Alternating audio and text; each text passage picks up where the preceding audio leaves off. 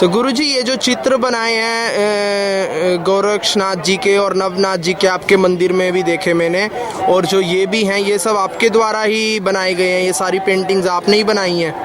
हाँ जी, वो नाथ संप्रदाय की प्रचार प्रसार के उद्देश्य से ये सारे पोस्टर्स बना दिए और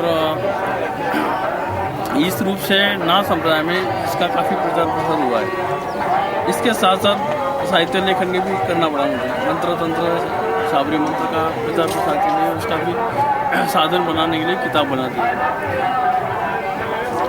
तो गुरुजी जब आपने पहली किताब लिखी तो आपको कैसा लगा किताब लिखते वक्त? क्या आपने फील किया, आपके गुरुजी ने आपको कैसा ज्ञान दिया? इतनी बड़ी रिस्पॉन्सिबिलिटी आपने ली तो आपको कैसा महसूस हुआ?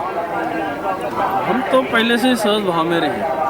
गुरुजी ने हमें सहज भाव से कहा था कि साधु संतों को ही ये किताब उपयोगी हो जाएगी। पूजा पाठ कर्म कांड साधना ध्यान मेडिटेशन या कॉन्सेशंस जो योग सिद्धि आए, ये सारा मार्गदर्शन इस किताब के द्वारा होगा। ऐसी किताब बनाने को उन्होंने प्रोत्साहन दिया था। तो वो किताब मैं 93 में शुरू किया था लिखने के लिए। ये जो आपकी पहली किताब है जिसका श्रीनाथ रहस्य खंड 1, 2, 3 लेवल पे वो पॉपुलर हो गई है और उसका बहुत सारा उसमें नाथ संप्रदाय की, यानी जब से नाथ दीक्षित हो जाते हैं तो मृत्यु तक नाथ की आखिरी समाधि तक उसमें सारा विश्लेषण कर दिया है।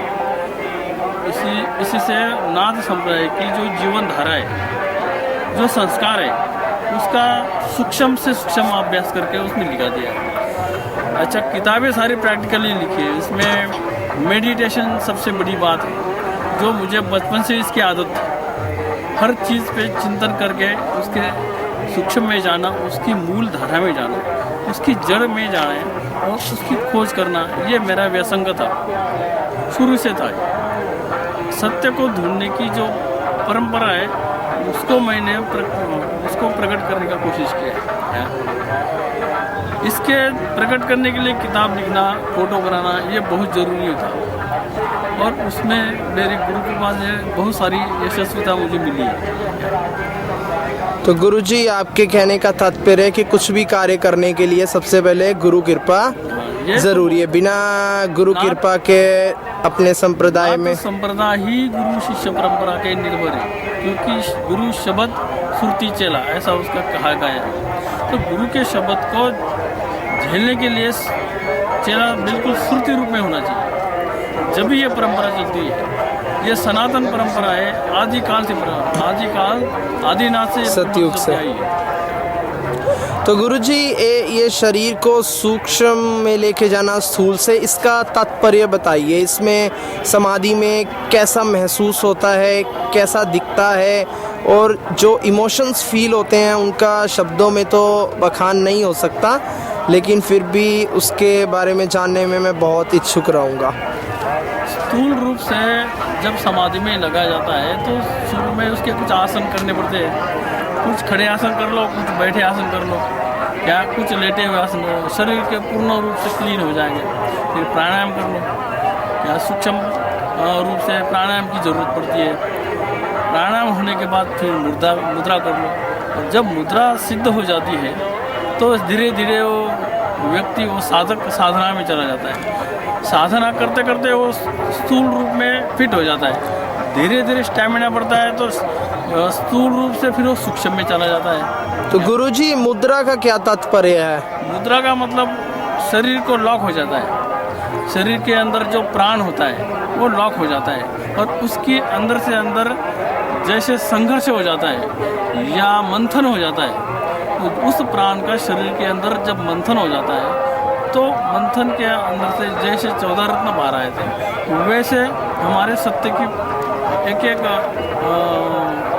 एक गांठ खुलती है उसमें। तो आपके कहने का तात्पर्य है जैसे जब आसन में बैठते हैं, समाधि लगाते हैं और उसके बाद जब मुद्रा लगती है, मुद्रा लगने का तात्पर्य है कि धीरे धीरे चक्र खुलने शुरू हो जाते हैं और जो भी साधक है वो मतलब ध्यान में समाधि में खो जाता है और उसका जो है ध्यान एक बार लग गया और उसमें खो गया, उसी को मुद्रा का जो है इस प्रणाम कहते हैं।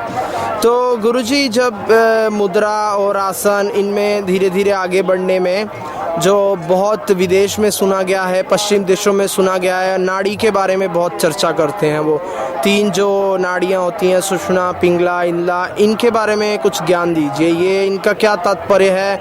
ये वाकई में उतनी सच है जितनी बात की जाती है? क्या इनका तात्पर्य है? कुछ ज्ञान दीजिए। अपने शरीर में जो 72,000 नाड़ियाँ है उसमें मेन नाड़ी ये 3 है। क्या? ईड़ा, पिंगला, सुषुम्ना। ईड़ा पिंगला जो है हमारे नाथ संप्रदाय में जो हठयोग कहा गया है, ह जो कहा गया है वो ईड़ा को कहा गया है, त योग पिंगलों को कहा गया है। इसे सूर्य नाड़ी, चंद्र नाड़ी भी कहा जाता है। इसको वाम नाड़ी और हठयोग को प्राण अपान भी कहा गया है। क्या? तो जो सुषुम्ना नाड़ी है ये हमारे शरीर में दाएं की तरफ, बाएं की तरफ, कौन कौन सी तरफ होती है? कैसे होता है इसमें प्रकार? सुषुम्ना तो सेंटर में होती है। सेंटर में होती है। और जो ईड़ा पिंगला है, ईड़ा ये बाएं साइड में होती है, चंद्र नाड़ी कहा गया है। और पिंगला ये सूर्य नाड़ी कहा गया है, ये बाएं साइड में, दाएं साइड में होती है। अच्छा। और प्राणायाम के समय जो प्राणायाम होता है तो प्राण को पिंगला से अंदर ले लो, फिर उसको मूलाधार में रोक लो। रोकने का मतलब मूल बंधन लग गया हुआ, फिर उसको वहाँ कुंभक करो। कुंभक करने के बाद उसको फिर बाहर ईड़ा से छोड़ना है। तो ईड़ा से छोड़ते वक्त कुछ प्राण सुषुम्ना में जा सकता है। ये बार बार करने से एक समय ऐसा आता है कि अपना प्राण पिंगला से जब अंदर जाता है तो ईड़ा से बाहर आने से पहले वो सुषुम्ना में चल जाता है। जब सुषुम्ना में प्राण चल जाता है तो वो ऊर्ध्वरेता हो जाता है। ऊर्ध्वरेता होता है तो चक्र जागृति शुरुआत हो जाती है, तो मूलाधार से शुरू हो जाती है। जैसे जैसे चक्र जागृति होती है वैसे वैसे उसके परिणाम अपने जीवन में आ जाए। साधक के जीवन में वो परिणाम करते हैं और नेचुरली वो योगी बन जाता है। जैसे जैसे वो चक्र जागृति करते करते ज्ञान चक्षु में आ जाता है। क्या? तो वहाँ ज्ञान चक्षु में उसको ज्ञान होना शुरू हो जाता है। जैसे ज्ञान होता है वैराग्य उसका हो जाता है। जैसे वैराग्य हो जाता है वो सहस्रागार में चला जाता है।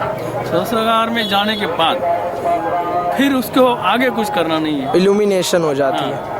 तो उस समय उसकी स्थूल अवस्था छोड़ के वो सूक्ष्म में आ जाता है। तो गुरुजी ये जो चक्र हैं वो नीचे से मूलाधार से ऊपर की तरफ खुलते हैं या ज्ञान चक्षु ऊपर से नीचे की तरफ खुलते हैं? ज्ञान चक्षु तो सारे चक्र खुलने के बाद ही खुलता है आखिरी में।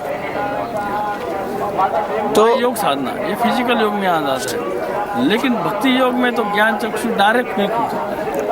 अच्छा, तो 2 तरह की साधनाएं, भक्ति योग है और ये अच्छी योग साधना है। तो इसमें जो भक्ति योग है इसमें ज्ञान चक्षु डायरेक्ट खुल जाता है। डायरेक्ट खुल जाता है। भक्ति जब सांप्रत भक्ति हो जाती है, भक्ति में जब उसकी भक्ति जो इमोशन का जब परमार्थ में लय हो जाता है तब भक्ति का परिणाम शुरू हो जाता है। तो उसको ज्ञान हो जाता है कि माया क्या है, ब्रह्म क्या है। ऑटोमेटिकली वो माया के प्रति उसको वैराग्य आ जाता है और फिर वो ज्ञान के द्वारा, भक्ति के बिना ज्ञान भी नहीं होता। ये तो सही कह रहे हैं। वैराग्य मतलब भक्ति से वैराग्य से ज्ञान हो जाता है। ज्ञान मतलब एक्सपीरियंस, उसको सत्य का एक्सपीरियंस आ जाता है और सत्य को वो पहचान लेता है, जिसको हम आत्म साक्षात्कार भी कह सकते हैं। आत्म साक्षात्कार, अनहद नाद की साधना, ये सारा एक ही में आता है। बस एक ये है कि उसको माया छोड़ के ब्रह्म में जाना है और उसमें लय हो जाना है।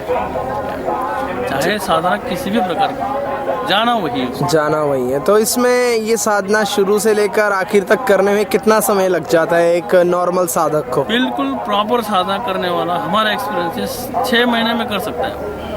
सब कुछ छोड़ के साधना में लग जाए तो 6 महीने में वो इफेक्ट ले लेता है। बिल्कुल प्रॉपर करना चाहिए उसको 6 महीने में।